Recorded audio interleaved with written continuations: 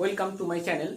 এই ভিডিওর পার্টটাতে মূলত আমরা মরুলেশনের পরবর্তী যে ঘটনাটা ঘটে হিউম্যান রিপ্রোডাকশনের ক্ষেত্রে, সেটা হচ্ছে ব্লাস্টুলেশন। সেই ব্লাস্টুলেশন প্রক্রিয়াটার বিষয়ে আলোচনা করব আমরা। অলরেডি আমরা আগের ভিডিওতে দেখেছি যে কিভাবে একটা জাইগোট থেকে 16 কোষ বিশিষ্ট বা 32 কোষ বিশিষ্ট মরুলা গঠিত হয়। এই ব্লাস্টুলেশন কথার মানে ব্লাস্টুলাতে আমরা দেখতে পাবো কি না, কিভাবে সেই 16 কোষ বিশিষ্ট মরুলা থেকে ব্লাস্টুলা তৈরি হয়, যেটা কিন্তু 32 থেকে 64টা কোষ বিশিষ্ট হয়। 32 to 64 সেল যে স্টেজ, সেটাকে বলা হচ্ছে ব্লাস্টুলা। আমরা দেখেছি কি না, মরুলা একটা হচ্ছে 16টা এরকম কোষ বিশিষ্ট সলিড বল লাইক স্ট্রাকচার, যার বাইরের দিকে রয়েছে ফ্ল্যাট এবং ছোট ছোট আকারের কোষ, যেগুলোকে মাইক্রোমিয়ার বলা হয়। আর কেন্দ্রের দিকে রয়েছে মূলত বড় বড় সাইজের তুলনামূলক যে কোষগুলো, সেগুলো হচ্ছে ম্যাক্রোমিয়ার। এবং এটা ছিল একটা সলিড বল লাইক স্ট্রাকচার। তা যেটা হয়, এই মরুলাটা কিন্তু গঠিত হয়েছে কোথায় না, ইউটেরাইন টিউব বা ফ্যালোপিয়ান টিউবের মধ্যে। সেই ফ্যালোপিয়ান টিউবে জাইগোট থেকে মরুলা তৈরি হতে 4 দিন মতন সময় লাগে, 4 থেকে 5 দিন সময় লাগে। দেন সেটা কি হয় না, সেটা কিন্তু তারপর ফ্যালোপিয়ান টিউব থেকে বেরিয়ে এসে সেটা কিন্তু ইউটেরাস বা জরায়ুর সংস্পর্শে কিন্তু চলে আসে। ইউটেরাসের মধ্যে, ফ্যালোপিয়ান টিউবের মধ্যে ছিল, সেই ফ্যালোপিয়ান টিউব থেকে সেটা কিন্তু এন্ট্রি নিয়েছে কোথায়, ইউটেরাসের মধ্যে বা জরায়ুর মধ্যে। এবং জরায়ুর যে দেওয়াল, সেই দেওয়ালের সংস্পর্শে এসে দেন এই মরুলাটা কিন্তু ব্লাস্টুলাতে রূপান্তরিত হয়। তার জন্য 2 দিন মতন সময় লাগে। অর্থাৎ ব্লাস্টুলা কিন্তু নিষেকের পর 6তম দিনে, 6 ডেতে কিন্তু কমপ্লিটলি ফরমেশন হয়ে যায়। মরুলা তৈরি হয়ে যায় 4 থেকে 5তম দিনে। তা কি হয় না, এই যে আমরা পড়েছিলাম জরায়ুর এই যে লেয়ারটা, ভেতরের দিকে যে ফোল্ডিং বিশিষ্ট লেয়ার, এটার নাম হচ্ছে এন্ডোমেট্রিয়াম। সেই এন্ডোমেট্রিয়াম যে লেয়ারটা, সেখানে কিন্তু অসংখ্য ব্লাড ভেসেল, রক্তবাহ ছিল এবং এটা গ্ল্যান্ডিউলার প্রকৃতির হয়, বিভিন্ন প্রকার গ্রন্থি যুক্ত হয়, সেটা আমরা জেনেছিলাম। তা এখানে কি হয়, এখানে কিন্তু এই মরুলার সেলগুলো পুনঃ মাইটোটিক ডিভিশনে অংশ নেয়। মাইটোটিক ডিভিশন বা মাইটোসিস বিভাজন, তার মানে এটাও সেই হোমোটাইপিক ডিভিশন। এই সেলগুলোর কিন্তু মধ্যে যে সমস্ত জিনগুলো আছে, ক্রোমোজোম গুলো আছে, নতুন যে অপত্য সেলগুলো তৈরি হবে তাদের মধ্যেও সেই জিনগুলোই থাকবে এবং সেই ক্রোমোজোম গুলোই কিন্তু দেখতে পাওয়া যাবে। এবং যেটা হয় সেটা হচ্ছে এই যে এন্ডোমেট্রিয়াম, ইউটেরাস, টোটালটা তো ইউটেরাসের এন্ডোমেট্রিয়াম নামের লেয়ার কি করে না, এই মরুলার ভেতরে কিন্তু একটা বিশেষ প্রকারের ফ্লুইড প্রবেশ করিয়ে দেয়, বা তার থেকে ভালো কথা বলা যায় প্রবেশ করিয়ে দেয় না, এই মরুলাটা কিন্তু শোষণ করে নেয়। মরুলার বাইরে তখনও কিন্তু জোনা পেলুসিডা নামক লেয়ারটা আছে এবং করোনা রেডিয়াটাও কিন্তু আছে। সেই জোনা পেলুসিডা এবং করোনা রেডিয়াটা নামক লেয়ারের মাধ্যমে কিন্তু কি করে না, ও কিন্তু ইউটেরাসের মধ্যে থেকে সেই যে নিউট্রিটিভ ফ্লুইড বা পুষ্টি উপাদান যুক্ত তরল, বা এটাকে কি বলা হচ্ছে, এটাকে বলা হচ্ছে ইউটেরাইন মিল্ক, এটা কিন্তু শোষণ করে নেয়।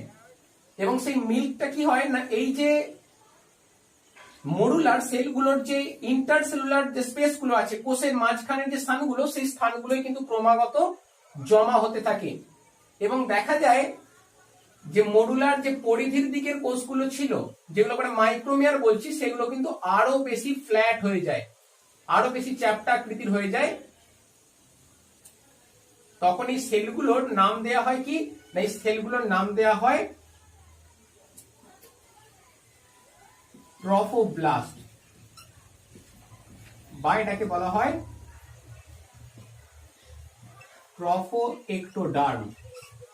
তাহলে কোন সেলগুলো না, মরুল আর পরিধির দিকে থাকা চ্যাপ্টা এবং ছোট ছোট আকৃতির যে মাইক্রোমেয়ার গুলো ছিল, সেই মাইক্রোমেয়ার গুলো কিন্তু এখন আরো বেশি চ্যাপ্টা হয়ে যায়, আরো বেশি ফ্ল্যাট হয়ে গিয়ে তৈরি করে কি ট্রফোব্লাস্ট বা ট্রফোএক্টোডার্ম। আর যেহেতু এই ইন্টার মানে সেন্ট্রালে যে সেলগুলো রয়েছে, কেন্দ্রের দিকে যে কোষগুলো আছে, তার কোষান্ত রন্ধ্রের মধ্যে ওই ইউট্রাইন মিল্কটা জমা হচ্ছে, তার ফলে কি হয় না সেইখানে কিন্তু সেই তরলটা জমার জন্য একটা ক্যাভিটি সৃষ্টি হয়, যার ফলস্বরূপ দেখা যায় বাকি যে কোষগুলো সেগুলো কিন্তু যে কোনো একটা সাইডের দিকে সরে যায়, যে কোনো পরিধির দিকে কিন্তু সরে যায়, আর একদম পুরোপুরি মাঝখানে থাকে না। এবং দেখা যায় কি না যার ফলে সেই যে সলিড বল লাইক স্ট্রাকচারটা ছিল মরুলা, যেটা আমরা বলছিলাম, তার মাঝখানে কিন্তু একটা ক্যাভিটি সৃষ্টি হয়। এই যে ক্যাভিটিটা দেখতে পাচ্ছি এটাকে বলা হচ্ছে ব্লাস্টোসিল। এই ক্যাভিটিটা কিন্তু ইউটেরাইন মিল্ক বা নিউট্রিটিভ যে ফ্লুইড সেইটা কিন্তু ভর্তি থাকে, এবং সেই নিউট্রিটিভ ফ্লুইড থেকে কিন্তু পুষ্টি উপাদানগুলো সংগ্রহ করে করে আলটিমেটলি এই যে কেন্দ্রের দিকে যে কোষগুলো আছে, যে কোষগুলোকে বলা হয়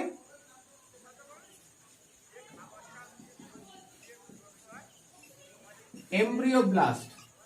তাহলে পরিধির দিকে যে ফ্ল্যাট সেলগুলো আছে সেগুলো ট্রফোব্লাস্ট, ছোট ছোট হয় মূলত, আর কেন্দ্রের দিকে কোষগুলো তুলনামূলক লার্জার হয়, এবং এগুলোকে বলা হচ্ছে এমব্রিওব্লাস্ট। এবং এমব্রিওব্লাস্টের এই যে কোষগুলোর দ্বারা তারা কিন্তু ট্রফোব্লাস্টের সঙ্গে আটকে রয়েছে। ভালো করে বুঝতে হবে, এই কেন্দ্রের দিকে থাকা কোষগুলো হচ্ছে এমব্রিওব্লাস্ট। সেই এমব্রিওব্লাস্টের যে কোষগুলো এই ট্রফোব্লাস্ট সেলগুলোর সঙ্গে অ্যাটাচড হয়ে আছে, এই সেলগুলোকে নিয়ে এই টোটালটাকে বলা যেতে পারে, টোটালটাকে একত্রে বলা হয় এমব্রিওনাল নব। তাহলে এমব্রিওনাল নব বললে আমরা কি বলবো? নব বললে বলবো যে এই যে টোটাল আমরা দেখতে পাচ্ছি ব্লাস্টুলা, ব্লাস্টুলার কেন্দ্রের দিকে থাকা এমব্রিওব্লাস্ট নামক কোষপুঞ্জের যে কোষগুলো ট্রফোব্লাস্ট নামক সেলের সঙ্গে অ্যাটাচড হয়ে রয়েছে, সেই কোষগুলোকে বলা হয় এমব্রিওনাল নব, সেই কোষপুঞ্জটাকে।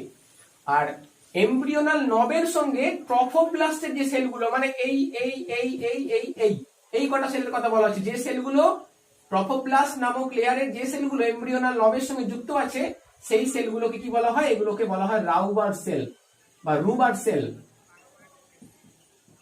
তাহলে এখানে খুব দুটো ইম্পর্টেন্ট প্রশ্ন আছে। রুবার সেলস কি? তাহলে বলবো ট্রফোপ্লাস্ট বা ট্রফোএক্টোডার্মের যে কোষগুলোর সাথে এমব্রিওনাল নব সংযুক্ত হয়ে রয়েছে, সেই কোষগুলোকে বলা হচ্ছে রাউবার সেলস। আর ব্লাস্টুলার কেন্দ্রে থাকা কোষপুঞ্জ, যেটাকে আমরা এমব্রিওব্লাস্ট বলছি, সেই এমব্রিওব্লাস্টের যে কোষগুলো এই রাউবার সেলস গুলোর সঙ্গে বা বলতে পারি ট্রফোপ্লাস্ট লেয়ারের যে সেলগুলো ট্রফোএক্টোডার্ম লেয়ারের সেলগুলোর সঙ্গে অ্যাটাচড হয়ে আছে, সেই কোষগুলোকে বলা হচ্ছে এমব্রিওনাল নব। এবং এই টোটাল যে স্ট্রাকচারটা, এটা ফাঁপা বলের ন্যায় গঠন হয়ে যাচ্ছে, এবং এখানে কিন্তু ওই 32 থেকে 64টা কোষ থাকে। এই ফাঁপা বলের ন্যায় গঠনটা কি বলা হয়? ব্লাস্টুলা। যদিও ব্লাস্টুলার থেকে এটাকে ব্লাস্টোসিস্ট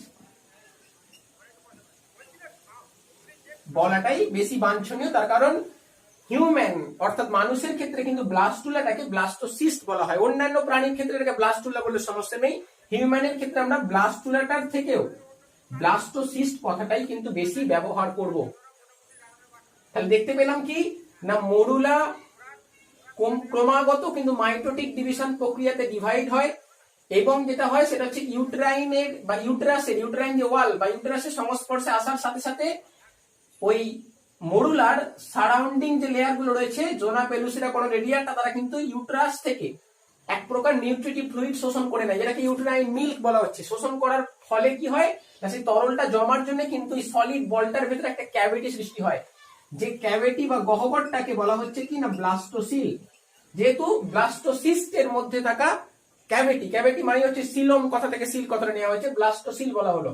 এবং দেখা যায় কি না কেন্দ্রের যে সেল মাসটা ছিল মরুলার, সেই সেল মাসের সেলগুলো তো ক্রমাগত বিভাজিত হয়ে সংখ্যাটা বাড়ার পর তারা এক পাশে সরে যায়, পরিধির দিকে কিন্তু সরে যায়, এবং টোটাল সেলগুলোকে তখন বলা হয় এমব্রিওব্লাস্ট।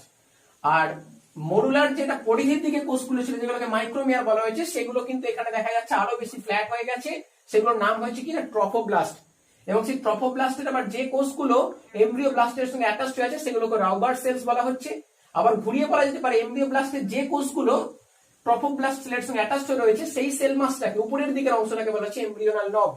এবং আলটিমেটলি দেখা যাচ্ছে কি না এই যে ব্লাস্টুলা বা ব্লাস্টোসিস গঠিত হলো, এটা সময় লাগে কতদিন? না এটা টাইমটা লাগছে কিন্তু 6 ডে। After fertilisation. নিষেকের পর 6তম দিনে কিন্তু এই ব্লাস্টুলা গঠিত হয়ে যায়।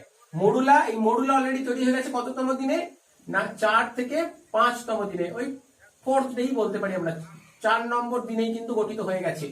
হওয়ার পর সেটা ইউটেরাসের মধ্যে এসেছে। ইউটেরাস ওকে ওই নিউট্রিটিভ ফ্লুইড দেওয়ার কারণে দেখা যাচ্ছে সেটার যে সলিড স্ট্রাকচারটা ছিল সেটা কিন্তু হয়ে যাচ্ছে একটা হলো